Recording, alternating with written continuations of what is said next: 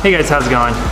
So this is Nate English from EnglishEndurance.com, and this is a part of a series of videos that I want to make about riding the trainer and trying to get in good training when you can't necessarily find the time or the good weather to ride outside.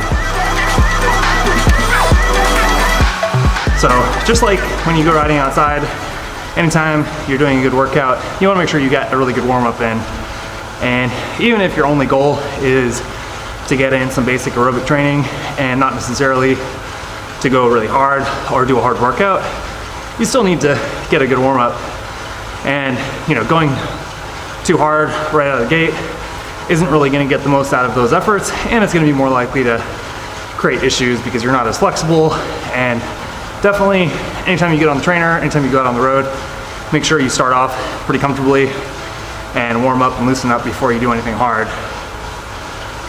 Usually on the trainer, I'll just hop on, put it in a medium gear so that even if I'm spacing out for a little bit and not focusing on putting in any particular amount of effort, just by default, I'll be doing kind of a medium power to help get warmed up before I do any hard efforts.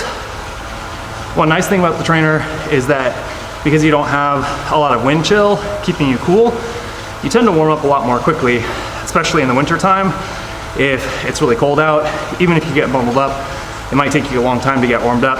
And if you're trying to do any kind of moderate to intense workout efforts, sometimes in the winter, you just really can't warm up fully in order to do properly hard efforts out on the road or on the trails because it's just too cold.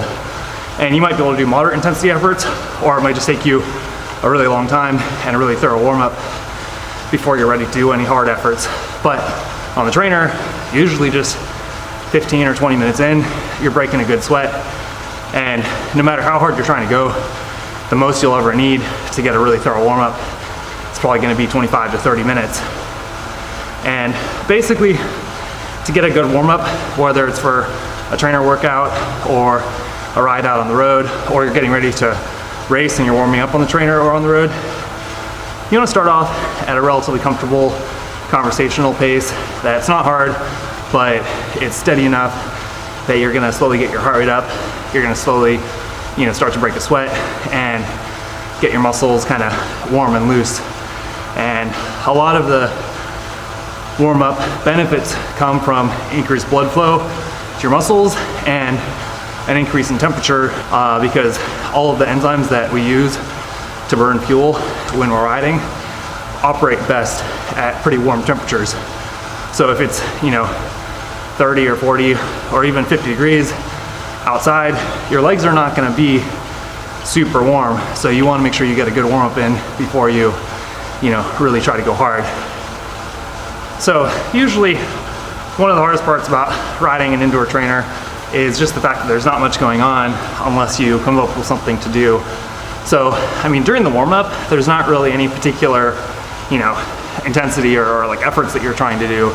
You're just trying to slowly ramp up your comfort level for higher intensities until you just, keep a steady endurance pace, or you do maybe some intermediate to hard intervals, whether you're doing sprints or threshold intervals or whatever it is. So, during the warm-up, it's not like you can focus on, doing your intervals because you're just trying to warm up. But for that reason, what I personally do is I'll usually just, get on the trainer, get on my phone, and maybe check my email or check a news article that looks interesting, and I'll just read for a little bit, or maybe watch, a web newscast or something like that.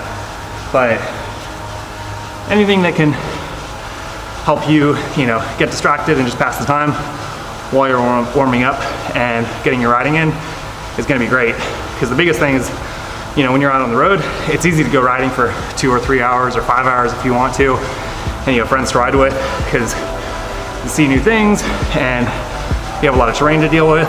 The trainer, literally nothing changes unless you come up with something to distract you, whether that's music or reading something or what have you.